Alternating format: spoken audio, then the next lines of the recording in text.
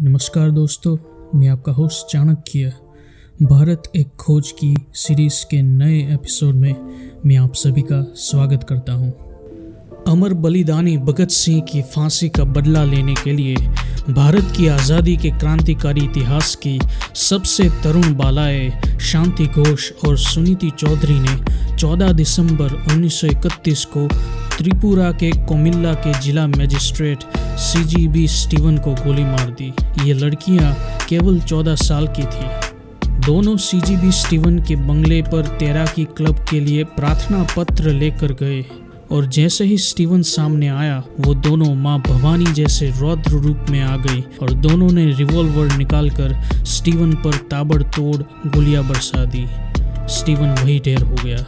इन युवा लड़कियों की साहसिकता पूर्ण कार्य से संपूर्ण देश ही नहीं बल्कि ब्रिटेन तक अचंभित और रोमांचित था।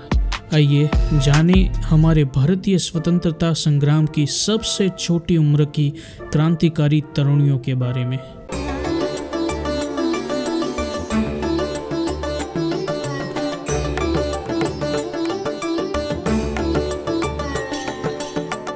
शांति घोष। रणचंडी मानी जा सकने वाली शांति घोष 22 नवंबर 1916 को कलकत्ता में पैदा हुई। उनके पिता देवेंद्र नाथ घोष मूल रूप से बारिसाल जिले के थे। कोमिल्ला कॉलेज में प्रोफेसर थे।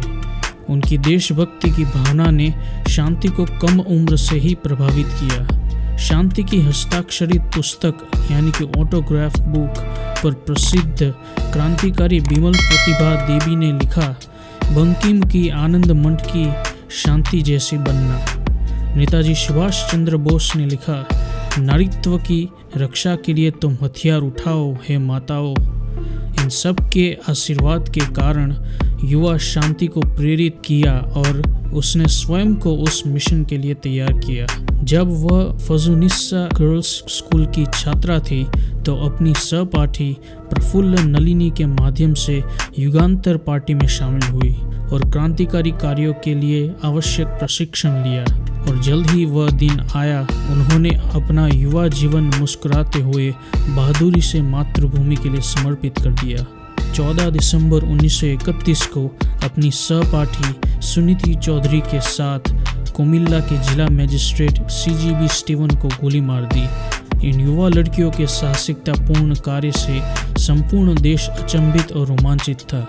लाखों देशवासियों की प्रशंसा और स्नेह को साथ लेकर शांति अपनी साथी सुनीति के साथ आजीवन कारावास के लिए चली गई। जेल में शांति और सुनीति को कुछ समय अलग रखा गया। यह एकांत कारावास 14 साल की लड़कियों के लिए दुखी कर देने वाला था और फिर 28 मार्च 1989 को श्रीमती शांति घोष का स्वर्गवास हो गया। सुनीति चौधरी। क्रांति पुत्री कही जा सकने वाली सुनीति चौधरी स्वतंत्रता संग्राम में एक असाधारण भूमिका निभाने वाली का जन्म 22 मई 1917 को पूर्वी बंगाल के त्रिपुरा जिले के इब्राहिमपुर गांव में एक साधारण हिंदू मध्यवर्गीय परिवार में हुआ। उनके पिता चौधरी उमाचरण सरकारी सेवा में थे और माँ सूर सुंदरी चौधरी एक शांत और पवित्र विचारों वाली औरत थी जिन्होंने सुनीति के तूफानी करियर पर एक गहरा प्रभाव छोड़ा। जब वह छोटी लड़की स्कूल में थी तो उसके 2 बड़े भाई कॉलेज में क्रांतिकारी आंदोलन में थे। सुनीति युगांतर पार्टी में अपनी सहपाठी प्रफुल्ल नलिनी द्वारा भर्ती की गई। कोमिल्ला में सुनीति छात्राओं के स्वयंसेवी कोर की कप्तान थी। उनके शाही अंदाज और नेतृत्व करने के तरीके से जिले के क्रांतिकारी नेताओं का ध्यान खींचा। सुनीति को गुप्त राइफल ट्रेनिंग और हथियार छुरा चलाने के लिए चुना गया। इसके तुरंत बाद वह अपनी सहपाठी शांति घोष के साथ एक प्रत्यक्ष कार्रवाई के लिए चयनित हुई और यह निर्णय लिया गया कि उन्हें सामने आना ही चाहिए। एक दिन 14 दिसंबर 1931 को दोनों लड़कियां कोमिल्ला के जिला मजिस्ट्रेट CGB स्टीवन के बंगले पर तैराकी क्लब की अनुमति की याचिका लेकर गई और जैसे ही स्टीवन सम्मुख आया उस पर पिस्तौल से गोलियां दाग दी। सुनीति की रिवॉल्वर की पहली गोली से ही वो मर गया। इसके बाद उन लड़कियों को गिरफ्तार कर लिया गया और निर्दयता से पीटा गया। कोर्ट में और जेल में वो लड़कियां खुश रहती थी, गाती रहती थी और हंसती रहती थी। उन्हें एक शहीद की तरह मरने की उम्मीद थी, लेकिन उनके नाबालिग होने के कारण उन्हें आजीवन कारावास की सजा दिलाई। हालांकि वो थोड़ा निराश थी, लेकिन उन्होंने इस निर्णय को खुशी से बहादुरी से लिया और कारागार में प्रवेश किया। कवि नजरुल के प्रसिद्ध गीत ओह इन लोहे की सलाखों को तोड़ दो, इन कारागारों को जला दो को गाते हुए 1994 में सुनीति चौधरी का स्वर्गवास हुआ।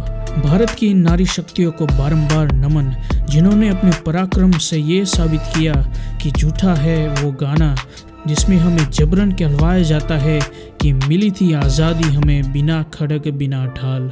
नकली कलमकारों और चाटुकार इतिहासकारों द्वारा साजिशन भुला दी गई इन दोनों रणचंडी क्रांति पुत्रियों के द्वारा किए गए शौर्य रूपी कार्यों और उनकी ये गौरव गाथा को सदा सदा के लिए अमर रखने और उन तमाम नकली कलमकारों के अक्षम्य अपराध को अनंत काल तक जनमानस के आगे रखने का हम संकल्प दोहराते हैं। अगर आपको आज की वीडियो पसंद आई है तो please like and share this video और ऐसे ही इंटरेस्टिंग वीडियो को देखने के लिए please subscribe to my channel. धन्यवाद।